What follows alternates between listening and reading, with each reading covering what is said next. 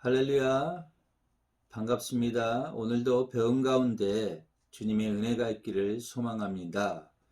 오늘은 구원에 대한 올바른 우리의 자세에 대해서 배우고자 합니다.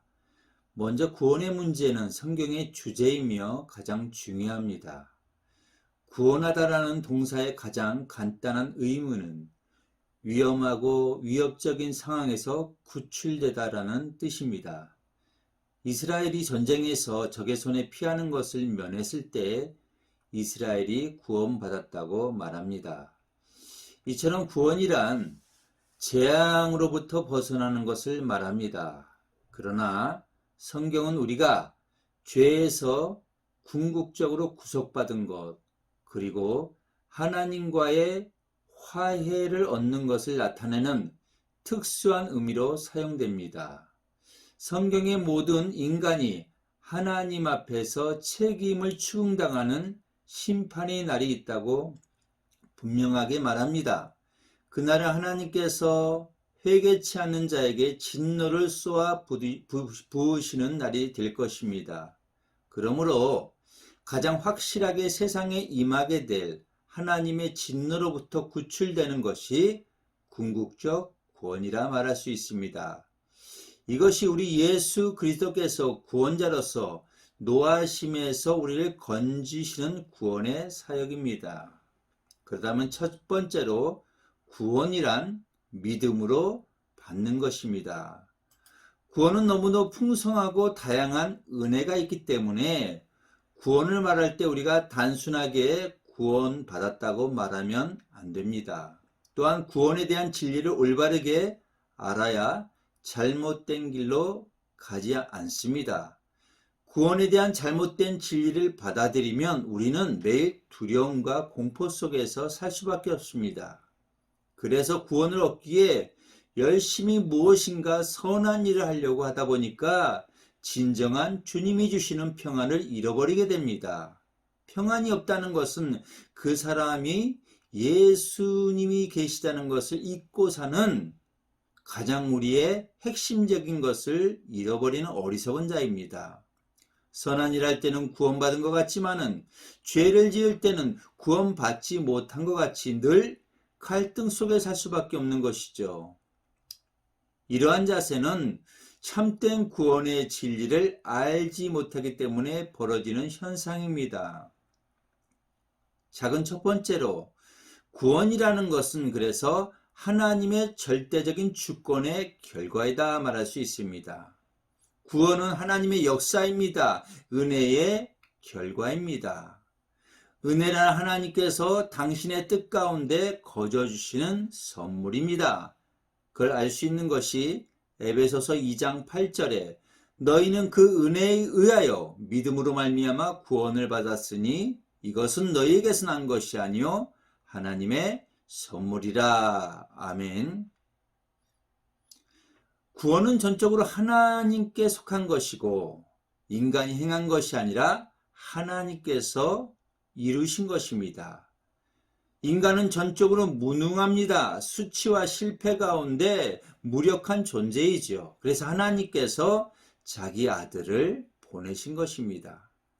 성경은 하나님께서 이미 창세전에 계획되어 있다 이렇게 이야기합니다. 인간이 범죄할 때 하나님께서는 놀라지 않으셨어요. 구원은 인간과 세상이 존재하기 전부터 삼위일체 하나님의 놀라운 기묘한 계획이 안에 있었습니다. 특히 그리스도 안의 삶에 있어서 문제가 되는 것은 신자들의 구원이 자기 자신들의 차원에서 생각하는 데 문제가 있죠.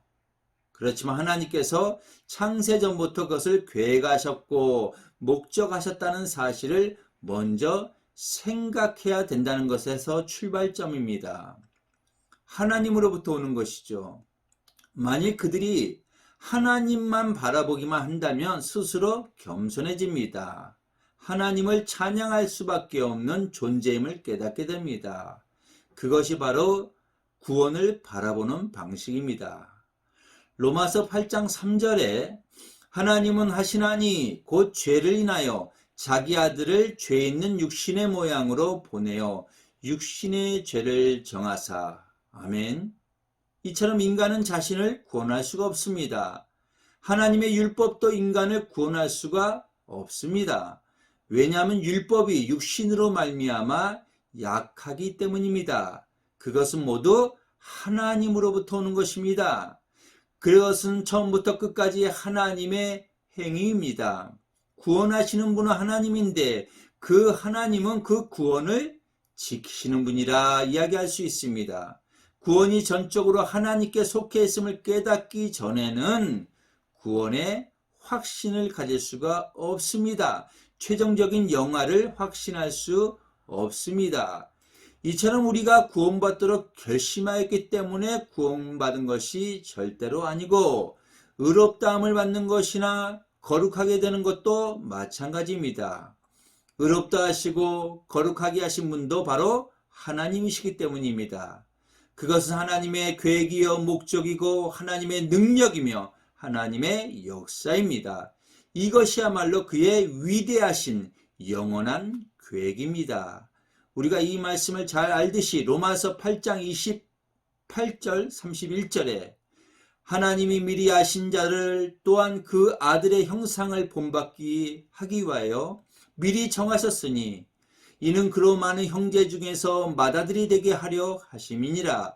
또 미리 정하신 그들을 또한 부르시고 부르신 그들을 또한 의롭다 하시고 의롭다 하신 그들을 또한 영화롭게 하셨느니라.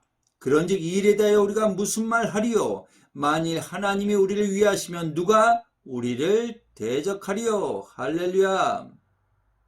바울은 이 구원의 서정에서 이렇게 얘기하는 것이죠. 간단하게 미리 아심, 예지, 작정하심, 예정, 부르심, 소명, 의롭다 하심, 칭의, 거룩하게 하심, 성화, 영화롭게 하심, 영화다. 이런 하나하나는 시간이 되면 살펴보도록 하겠습니다.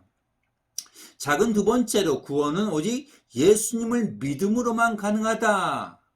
믿음은 신념이 아닙니다. 예수 그리스도를 의지하는 것, 곧 예수 그리스도를 꽉 붙드는 것이죠. 그렇기 때문에 진정한 구원이란 예수 그리스도를 나의 죄를 대속하신 구주요 내 모든 것의 주인으로 믿는 믿음으로 시작되는 것입니다.